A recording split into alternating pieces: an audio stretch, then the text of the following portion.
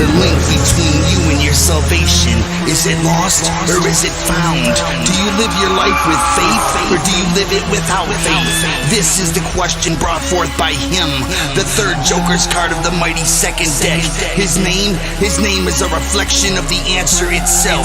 He is simply known as the marvelous missing link. The marvelous missing link. The marvelous missing link. The marvelous missing link. The marvelous missing link. The marvelous missing link. The marvelous missing link. The marvelous missing link. what comes around goes around. The marvelous missing link has been found. Your life's full circle is now completed. Whatever you dished out, then you eat it. Now, let's hope you like it. The way you treated your mom wasn't right, kid. And now that you overdosed on dope and died, the link is tied. You reap everything you sow. Let it sink in now that you choked up, dead and stinking. It's time for judgment. The missing link is now tied in. Off to hell you go riding, or Shangri-La for the lucky few who live life tried and true. The link in the chain is for you to gain all that you got coming to ya. Bang! The marvelous missing link. The marvelous missing link. Now I move on to the next encounter that followed after the incident with Dracula. Gabriel and I had re-entered the time nexus and began our journey to return to my era when we were set off course again, only this time we saw what was causing the problem. A large red, unlooking djinn was ramming into us and pushing us off course. We all went spilling out into the year 1442 or somewhere close to that range, which takes us actually backwards from the events of Dracula, but considering we were knocked off course where and when we would end up was a complete mystery. We honestly were lucky not to have been atomized and scattered like confetti across all existence. As we tumbled out this time we were in a small countryside type setting. The men came marching down the road in a small simple formation and wearing a blue over grey fashion uniform. It wasn't until they got closer and I could see the shirt frill-styled cuffs on the drummer that I knew what era we were in. It also explains why everyone seemed confused when I mentioned the name Napoleon, since he hadn't happened yet. When we entered this era this time it was at an elevated altitude, so we were at a free fall for a short distance. I noticed an old fort-like structure near where the unidjinn-like creature had seemed to had made impact at. We however drifted further away from that and landed in an open field area not far from well-worn trail used quite often and had worn a path for travel into the ground. Gabriel had gone down the trail to scout ahead and see what the demon was up to, while I sat by an abandoned house that had been turned into a makeshift campsite for travelers. I remember seeing bits of evidence that it was once a family's house. A small knitted together toy duck that was missing an eye. It must have been left behind. The rest of the house seemed to have collapsed and fallen away. All that was left was this small portion of a corner of the house. Gabriel came rushing in with a disturbed look on his face. Come Lucifer, we must hurry, an innocent child is about to be killed. We must find a way to save this child before this wretched woman kills it. I tried to make sense of this and asked, So let me get this straight. This woman is the source of this demon that we saw, and now it's gonna sacrifice a child? For what purpose? Gabriel settled down some and said, No, the demon we saw is hiding among the soldiers that guard her keep. So I don't think he works for her, but that does make things more difficult. Lucifer pondered for a moment. What else did you find out? Gabriel sat down and we went over the outline of what the castle looked like. Now we did not know it at the time, but the one he would keep referring to as their general is the one this video is about, but for now, we just referred to him as the Dark Man. We first pieced together what we could from other soldiers' accounts of him, rumors and such. We knew he was a veteran soldier, well experienced but in the process of retiring from the soldier's life. In fact, this was his first job as a soldier of fortune. The one thing of interest about this was that since a person does not usually retire from serving their aristocracy of the French nobility in those days by handing them your month's notice and then walking away, This soldier had found a more unique method and had fashioned an eccentric helmet he wore whenever performing official duties under his freelance title. He wore this helmet everywhere he went and everything he did. No one saw his face, so no one knew who he was, and for good reason. He was one of the closest commanders who served under Joan of Arc and had been forbidden to return to any military command post after her execution. So taking this job as this mercenary group's commander was breaking the law and could get him imprisoned. With us angels, we manifest accordingly to the situation we are facing, and the risks and dangers as well as the urgency of our assistance usually gauges their depth of our power available, resources and forms in which we are given to achieve our tasks. Considering we had an innocent child's life in danger of being sacrificed to obviously present demons by experienced and influential pagans, made our forms difficult to explain in ways mortal minds would comprehend, as we transitioned between the spiritual and mortal world constantly and remained as unseen as possible, which made it difficult to just directly communicate with anyone. That is why we had to rely on the methods we did to gather our information. We found that a commander had been hired to help manage this mess of an infantry regiment, so they were still having uncertainty and doubts to his leadership capabilities. With everything that was going on at the time, we had little chance of mustering any sort of rebellion from the people around us. Fortunately, a small regiment of soldiers was being dispatched through the countryside, and we were able to sway the hearts of some of the soldiers once we laid the gravity of the situation on their hearts. One in particular was a young lieutenant whose name I never did get, but he was dead set on seeing to the rescue of this child. Before he could even ask his commanding officer about looking into the growing rumors about this unholy army hidden nearby, he beat him to the question and told him, "I already know you have come to ask me for a detachment of soldiers to go looking into the rumors of this dreadful army and innocent child. So if that is what you are here to ask about, then I agree. Considering the recent attacks on the noble class, I fear if there are any truths to this, then the child may be of noble blood or even of the king's line of heirs. To make sure this is not some peasants threatening the future king of France, I want you to take a division of soldiers to investigate this claim and report back to me immediately what you find. Do what you think is necessary to uphold the peace and protect your king's interests by whatever means necessary. This is on your hand though, so I will not be able to send reinforcements to help you and succeed or fail. It is on your head to bear however this turns out. Do you understand, Lieutenant?" The young commander seemed almost offended but solemn as he accepted the task. He gathered his soldiers together and quickly broke from their advancing march to head towards their abandoned fort garrison. The soldiers approached under the mask of the early dawn and began their assault at the change of the guard near dawn, giving them just enough light to charge the already collapsed wall and enter the garrison easily. Gabriel was playing scout from above and relaying troop positions and movement while I remained out of sight for this one. Gabriel figured after our last situation I might want to not be too involved here, so I suggested that I remain bound within the young commander's sword and help keep him safe and search for our demon among the ensuing chaos, which Gabriel said was an excellent idea. At dawn's light the assault began and the soldiers quickly occupied the garrison and completely overran it with troops, leaving the mercenary army in total shock.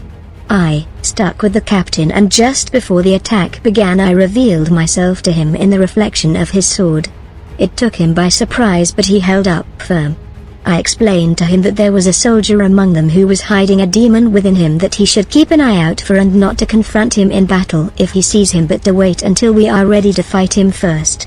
I guided his blade and tripped up his adversaries, bumped the elbows of archers trying to aim at him as he advanced into the fort's keep. Gabriel spotted him first and informed me of his position once he appeared on the field. At that moment, though there were too many opponents coming at the young warrior, I could not warn him. Soldiers were coming down from the wall overlook, archers on the stairwells and footmen coming from 3 directions. I suggested he run the nearest one through and use him as a shield to take the archer's shots, then drop him and do the same with the next approaching soldier while getting closer to each archer or just one so he could use their arrows to take the other 2 out. I kept up my defender's position when it seemed news of this upstart had gotten to their commander, who was making a direct course towards him. He watched him take out a handful of men and said, "Finally a real challenge. So young boy, Your fighting skills are amazing. I wonder if you're good enough to stand against me? He said with a lofty sense pride. I looked and I could feel the evil resonating from him, but its source remained cloaked and hidden. Who are you, old man who hides behind festive masks over his armor?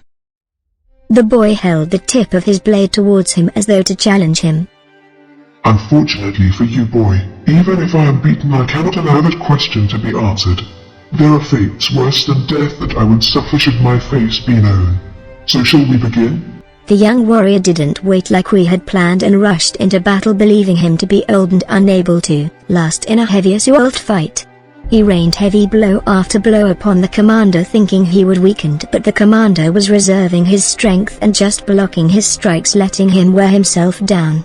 That was when I interceded, knowing the young warrior would not last beyond his assault plan and that what he needed was a distraction to dazzle them while he regained his strength. I came bursting forth from the sword. You who almost fell within that man, come out and show yourself and reveal who is truly behind this man's actions, Satan.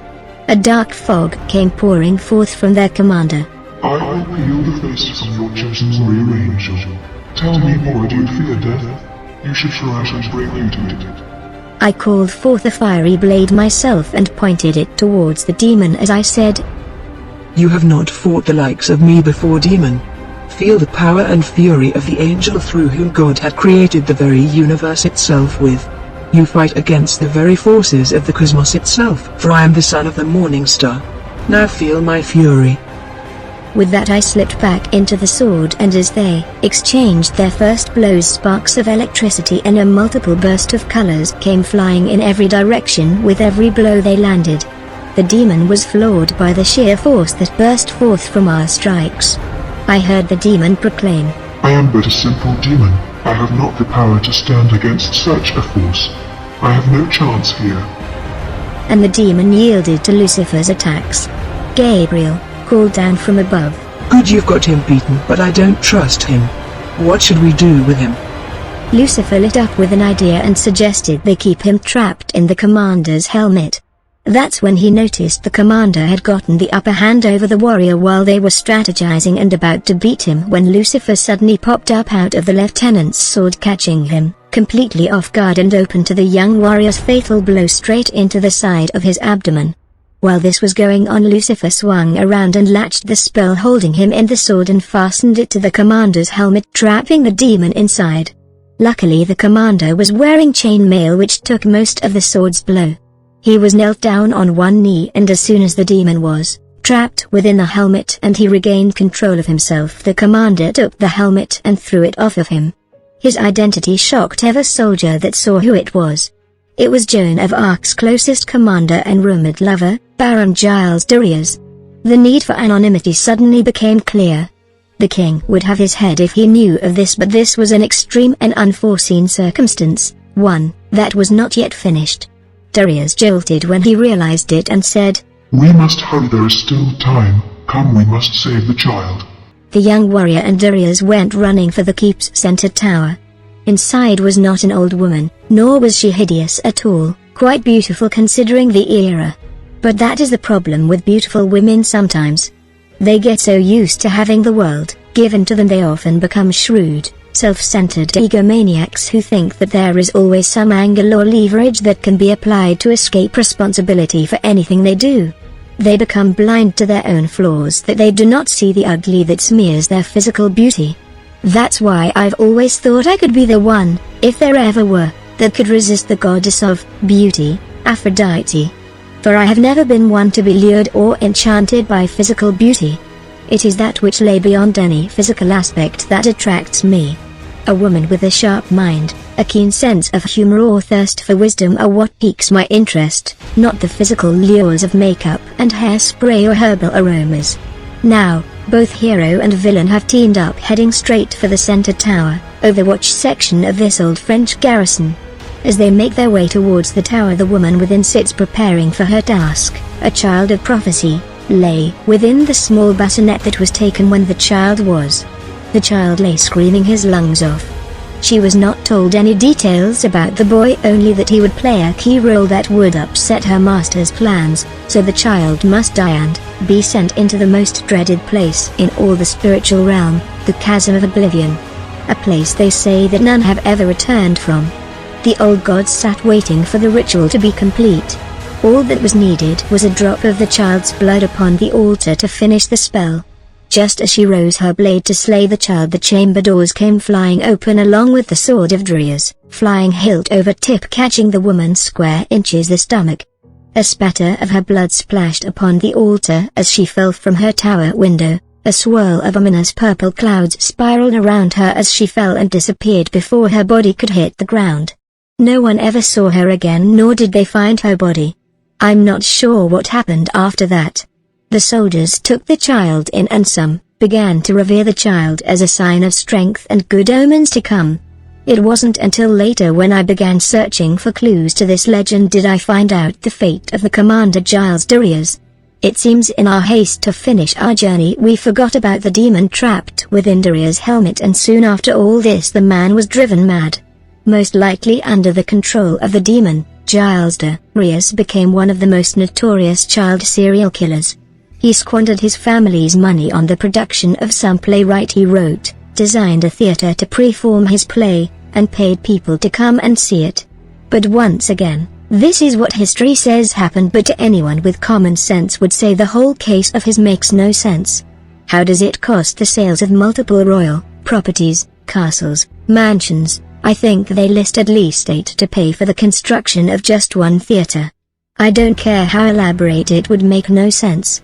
Plus, after that kind of battle, it should have been obvious that there was something else behind his actions. So if he was accused of such things, then there must have been more to it.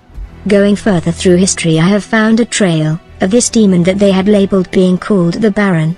I searched arcane tomes and occult records and found this list of names associated to this demon: Egramanon, Onega the Tarkata Dragon King, Satanos, the Baron, Amodiel, tracing all the way back to his origins possibly being that of the Nephilim King Og, as it was one that hill in Golgotha. The King Og had lost his life in an ancient war that was never given a name because of how many died in it. There were none left to even keep a recorded account of what happened. All that is still known is that by the end of the war, the end of this battle, there were so many bodies dead on the field that the last soldiers had began stacking bodies on top of each other to build a wall of defense that reached higher than their heads and stretched from the gates of Jericho all the way to the Valley of the Kings where the entrance began, and they used them to hold back the last swarm of the Megogetes and funneled them into this valley near Golgotha, where they laid an ambush that killed them all and ended the war. There where Jesus was crucified was the same spot where the king of the Megogetes fell in battle. And that is why it is called the Mount